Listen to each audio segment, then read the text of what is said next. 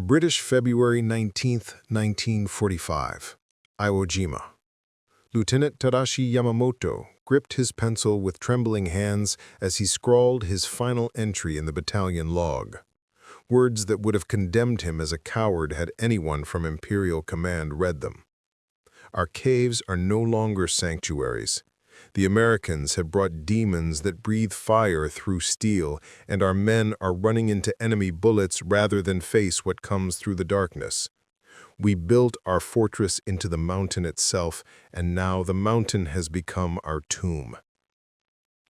Through the narrow observation slit carved into volcanic rock, Yamamoto had just witnessed something that shattered every defensive doctrine the Japanese army had developed. 12 of his best soldiers, veterans who had sworn to fight to the last man from their fortified positions, had abandoned a perfectly defensible cave complex and charged directly into American machine gun fire. All 12 were cut down within seconds. But they had chosen that death. They had chosen it over what was moving toward their position, an M4 Sherman tank modified with a flamethrower turret, its metal hull gleaming in the Pacific sun, exhaust fumes mixing with the black smoke that poured from caves that had held 100 men just hours before. In the past 96 hours, the network of interconnected caves and tunnels that Japanese engineers had spent 8 months carving into Iwo Jima's volcanic rock, positions that should have been impregnable, that should have held for months, had become graveyards. Not from artillery, not from aerial bombardment, not from the naval guns that had pounded the island for 74 days straight. These fortifications were being systematically cleared by a weapon that didn't just kill defenders, it made them abandon positions they had vowed to die in. What Lieutenant Yamamoto didn't know, what the entire Japanese High Command wouldn't fully grasp until the battle reports came in weeks later, was that this day marked a turning point in Pacific warfare. The Americans had brought a weapon that transformed Japan's greatest tactical advantage, the willingness to fight from fortified positions until death, into a fatal liability. The strategic importance of Iwo Jima had been clear to both sides since 1944. The island sat directly along the flight path between American B-29 bases in the Mariana Islands and their targets in mainland Japan. For the Americans, capturing Iwo Jima meant damaged bombers would have an emergency landing strip just 660 miles from Tokyo. For the Japanese, losing it meant American fighters could escort bombers all the way to the homeland. General Tadamichi Kurobayashi, appointed commander of Iwo Jima's defenses in June 1944, understood something his predecessors had not. Traditional Japanese tactics of beach defense and banzai charges had failed on every island from Guadalcanal to Saipan. According to his tactical directives captured after the battle, Kurobayashi implemented a radically different strategy. We will not defend the beaches. We will not die gloriously in futile charges. We will burrow into the earth itself and make the Americans pay in blood for every meter of volcanic rock. Over 8 months, 21,000 Japanese soldiers and Korean laborers transformed Iwo Jima into the most heavily fortified 8 square miles in military history. According to engineering reports found in captured documents, the defenders created 11 miles of interconnected tunnels, 1,500 cave positions, hundreds of pillboxes and blockhouses, all carved into volcanic rock that was nearly impervious to conventional bombardment. The caves were engineering marvels of defensive warfare. Multiple entrances allowed defenders to retreat deep into the tunnel networks when under fire, then emerge from different positions to counterattack. Ventilation shafts prevented gas attacks. Supply rooms held ammunition, food, and water for months. Hospital caves were equipped with surgical facilities carved into solid rock. Communication tunnels connected defensive positions across the entire island, allowing reinforcements to move unseen underground. Master Sergeant Kiyoshi Endo, a mining engineer from Hokkaido, conscripted specifically for this project, had supervised the construction of the cave complex on Mount Suribachi. In his diary, recovered after the battle, he wrote with pride about their achievement. "We have created a fortress that cannot be bombed from the air, shelled from the sea, or stormed from the land. The Americans will have to come into our caves to kill us, and in the darkness, 1 Japanese soldier equals 10 Americans. This island will be their graveyard." The defensive philosophy was sound. American doctrine emphasized overwhelming firepower, naval bombardment, aerial bombing, and artillery preparation before infantry assault. But these tactics were nearly useless against targets buried under tons of volcanic rock. Pre-invasion bombardment that would have devastated conventional defenses barely scratched Iwo Jima's cave network. Navy battleships fired 6,800 rounds into the island before the landing. Air forces dropped thousands of tons of bombs. The volcanic rock absorbed it all, leaving the cave defenders virtually untouched. Private First Class Hiroshi Nakamura, assigned to a machine gun position in the northern cave networks, wrote to his family 3 days before the American landing. "The earth shakes every day from their bombs and shells. The sound is like thunder that never stops. But we are safe in our caves, protected by the mountain itself. When they come ashore, they will find us waiting, ready to defend every meter. I am not afraid. Our position cannot be taken by force." When the 4th and 5th Marine Divisions hit the beaches on February 19, 1945, they expected the worst. Instead, they got something unprecedented: silence. The beaches were empty. No defenders, no immediate fire. For 30 minutes, Marines poured ashore almost unopposed, 30,000 men cramming onto volcanic sand that sucked at their boots and made movement agonizingly slow. Corporal Michael Brennan of Easy Company, 2nd Battalion, 28th Marines, recalled that eerie silence. "We hit the beach expecting to die in the first 10 seconds. That's what Tarawa was like, what Saipan was like, but there was nothing, just black sand and silence. Some guys were joking, saying the Navy had actually killed them all this time. We knew better. They were waiting for something." That something came at 10:02 a.m. At a signal from Japanese command bunkers buried deep in Mount Suribachi, hell erupted from the earth itself. Machine gun fire poured from caves the Marines hadn't even seen. Mortar rounds, pre-registered on every meter of beach, fell with devastating accuracy from hidden positions in the cliffs. Artillery from Mount Suribachi, firing from caves 550 feet above the beach, turned the landing zone into a killing ground. Lieutenant Colonel Daniel Pollock, watching from a command boat offshore, dictated into his field recorder. The entire beach just exploded with fire. Not from visible positions, from the ground itself. Marines were being cut down and we couldn't even see where it was coming from. Every square foot of that beach was pre-targeted. They'd let us land, let us bunch up, then opened fire with everything they had. By nightfall on D-Day, 501 Marines were dead, 1,755 wounded, and 18 missing. The casualty rate was higher than any previous Pacific landing. But the Marines held the beach and began pushing inland, adapting their tactics to the cave warfare they faced. Marine combat engineers became specialists in cave reduction.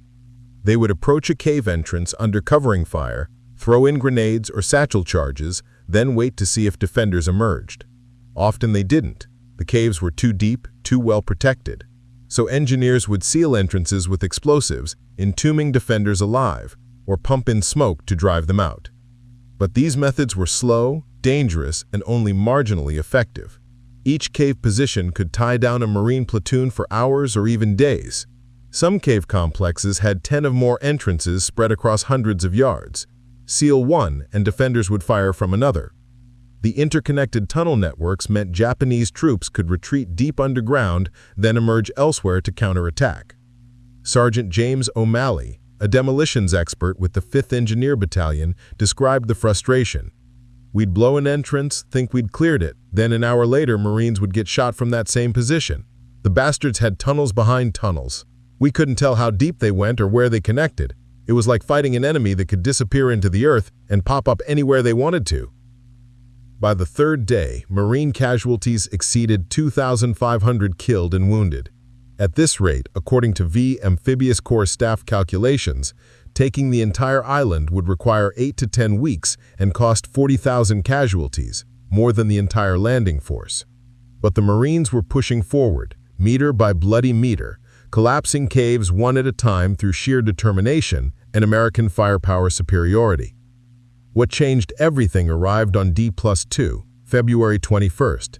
8 M4A3R3 Sherman tanks, their standard 75mm guns replaced with Navy Mark I flamethrower systems. These weren't the man-portable flamethrowers infantry had been using with limited success. These were mechanized flame projectors that could shoot napalm-thickened fuel 150 yards with enough pressure to bend around corners and penetrate deep into tunnel systems. Corporal Robert Henderson of Charlie Company, 1st Battalion, 28th Marines, witnessed the first flamethrower tank engagement on February 22nd at a cave complex his unit had been trying to clear for 12 hours. His after-action testimony, recorded by Marine Corps historians 3 days later, described what happened. "We'd been trying to take this cave system since dawn. It didn't look like much from outside, just 3 or 4 openings in the cliff face, maybe 30 yards apart. But those bastards had interlocking fields of fire from all the entrances.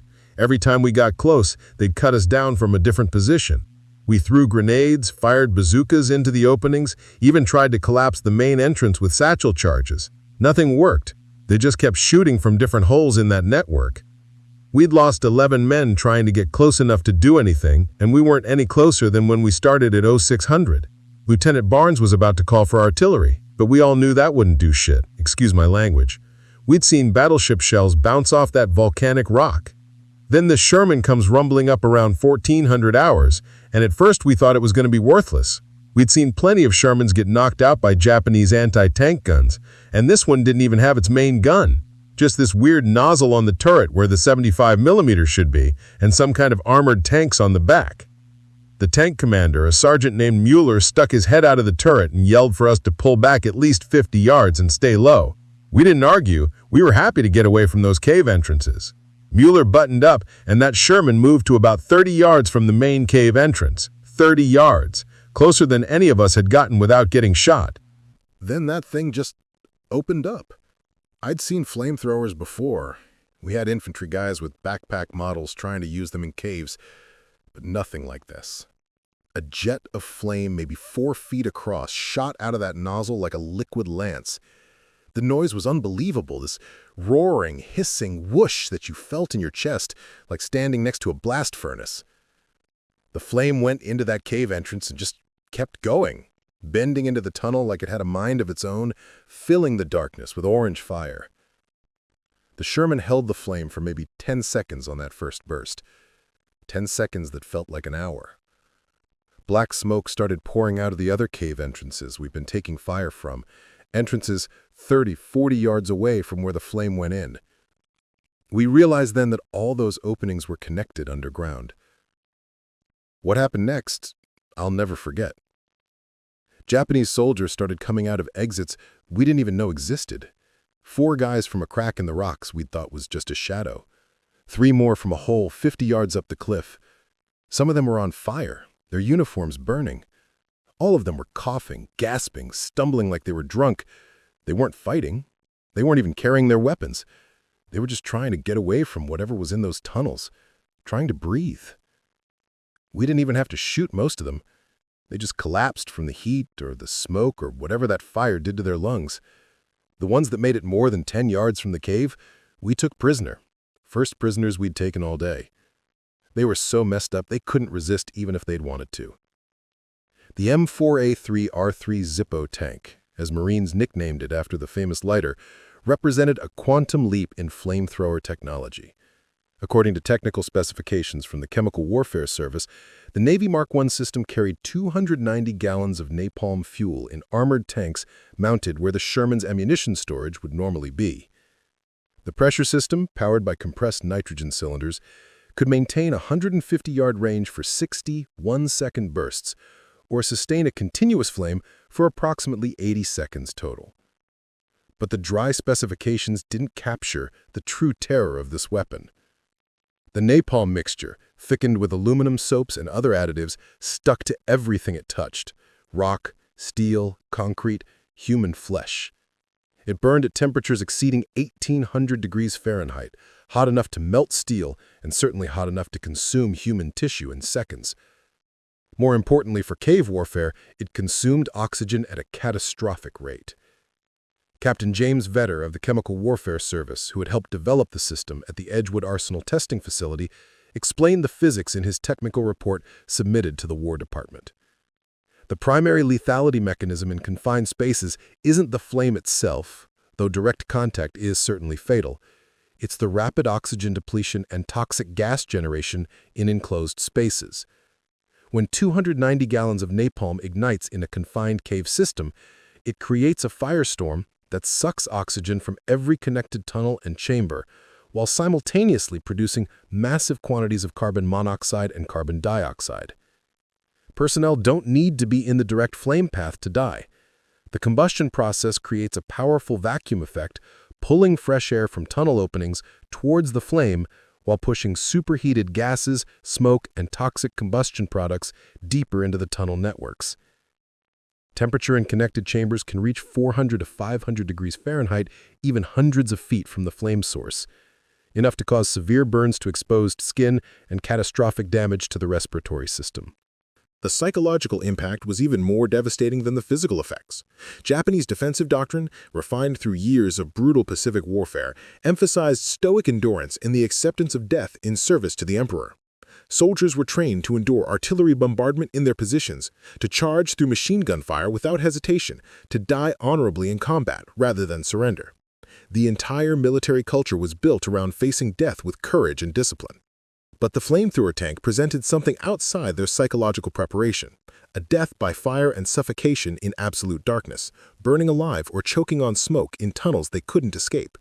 Watching their comrades die not from enemy bullets they could fight back against, but from an invisible force that turned their fortress into a furnace.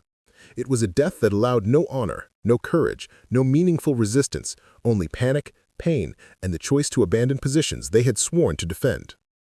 By February 25th, D+6, the pattern had become unmistakable to Marine commanders at every level.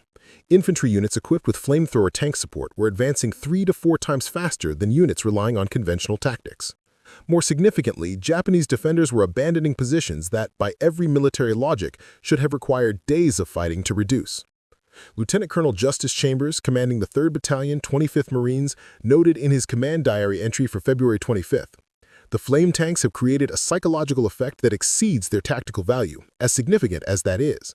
Japanese soldiers who would fight to the death against conventional weapons, who would charge into certain death rather than surrender, are evacuating cave positions at the mere sight of these vehicles approaching.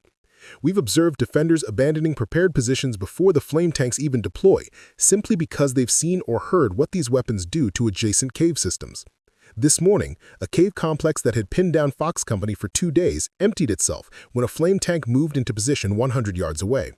37 Japanese soldiers emerged with their hands up, the first mass surrender we've witnessed on this island. When questioned through our interpreter, they said they would rather die as prisoners than face the fire." The battle for Hill 382, a volcanic rise in Iwo Jima's central highlands, illustrated this psychological transformation. Japanese engineers had spent months creating a network of interconnected positions throughout the hill. With observation posts on the summit, they could direct artillery fire across the entire American advance. The position featured interlocking fields of fire, multiple defensive layers, ammunition storage for extended resistance, and even an underground hospital facility. According to pre-battled intelligence estimates, Hill 382 should have required 2 to 3 weeks of sustained combat to capture, based on the fighting for similar positions on Peleliu and Saipan. Marine commanders expected casualties in excess of 1,000 men to take the position. Instead, Hill 382 fell in 4 days at the cost of 312 Marine casualties, horrific by any standard except the predictions. The key wasn't raw firepower. Marine artillery and naval guns had been shelling Hill 382 for a week before the landing. The key was 8 flamethrower tanks systematically working through the cave network, one position at a time, supported by infantry who had learned to coordinate with the flame vehicles. The tactics evolved rapidly. Infantry would suppress cave entrances with rifle and machine gun fire, while engineers marked other openings in the network with colored smoke. The flame tank would maneuver into position, protected by covering fire, and engage the main entrance with a sustained burst, 10 to 15 seconds of flame that would penetrate deep into the tunnel system. Then everyone would wait. Almost invariably, within 30 to 60 seconds, defenders would begin evacuating from any available opening, driven by heat, smoke, and the basic human need to breathe. Some came out fighting and were cut down. Others emerged and collapsed from smoke inhalation. Many simply stumbled out with their hands up, choosing surrender over dying in the darkness. Sergeant Matsuo Takeda, one of the few defenders of Hill 382 who survived the battle, described this psychological collapse in his post-war interrogation at the Omori POW camp. "We were ready to die. Every man in my unit had accepted death. We had ammunition for months, food for weeks, water in underground storage tanks. We had medical supplies, even sake for special occasions. The Americans could not dig us out with artillery or bombs. We had seen their weapons bounce off our mountain. But then the flame tanks came on the 5th day of the battle. We heard them before we saw them, that distinctive engine sound, different from their regular tanks. Then came the screaming from the first cave system they hit, the one Lieutenant Sato's men held on the northern face. The screaming echoed through our tunnels for what seemed like hours, but was probably only minutes. Then silence. Then that smell, burned flesh and fuel mixing with the sulfur that was already everywhere on this cursed island. Our commander, Captain Ishikawa, ordered us to hold position, to die in place if necessary. We would show the Americans what Japanese soldiers were made of. But when the tanks reached the northern entrance of our section and that flame came roaring through the tunnel, there was no holding." The mental toll proved more destructive than physical casualties. Japanese military culture, forged over centuries and reinforced through Pacific combat, centered on disciplined acceptance of death for the emperor. Troops trained to withstand bombardment in fixed positions, advance through withering fire, choose death over dishonor. Their entire warrior philosophy revolved around courageous confrontation of mortality. The flame vehicles shattered this framework completely. Fire and asphyxiation in pitch-black tunnels offered no opportunity for honorable combat.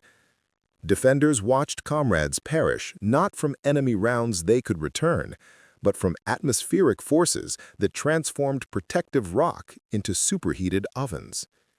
This manner of death permitted no valor, no meaningful resistance, only terror, agony, and the impossible choice between abandoning sworn positions or dying without dignity. Within 6 days, Marine commanders recognized an unmistakable pattern. Units supported by flame vehicles advanced 3 to 4 times faster than those using standard methods. More significantly, defenders evacuated positions that should have demanded days of combat to neutralize. By battle's end, the 8 flame tanks had systematically cleared over 200 fortified positions. Casualty rates in flame-attacked systems exceeded 80%, compared to 60% through conventional assault. The weapon had proven devastatingly effective against cave defenses, but the numbers revealed only part of the transformation. What occurred on Iwo Jima would revolutionize Pacific warfare completely. The flame tank had shattered the fundamental assumption underlying Japanese defensive strategy, that volcanic rock fortifications rendered defenders invulnerable. Lieutenant Yamamoto's final diary entry, dated March 8th, captured the psychological collapse. The mountain that was to be our salvation became our crematorium. We built fortresses that could withstand any bombardment, only to discover the Americans brought fire that turned stone into ovens. Courage means nothing against flame. Discipline cannot stop suffocation. We chose between burning alive in darkness or dying dishonorably in daylight. Most chose daylight. The fortress doctrine has failed, absolutely. The weapon's impact extended far beyond Iwo Jima's volcanic shores. Intelligence reports of the flame tank's effectiveness reached every remaining Japanese-held island. On Okinawa, where engineers had constructed the Pacific's most extensive cave network, 100 miles of interconnected tunnels and thousands of fortified positions, defenders now understood their elaborate preparations might prove worthless. The iron dragons that breathed fire through steel had transformed cave warfare forever. Japanese commanders realized too late that their greatest defensive advantage had become their fatal vulnerability. The weapon that forced even the most disciplined soldiers to abandon sworn positions had arrived, and there was no defense against it.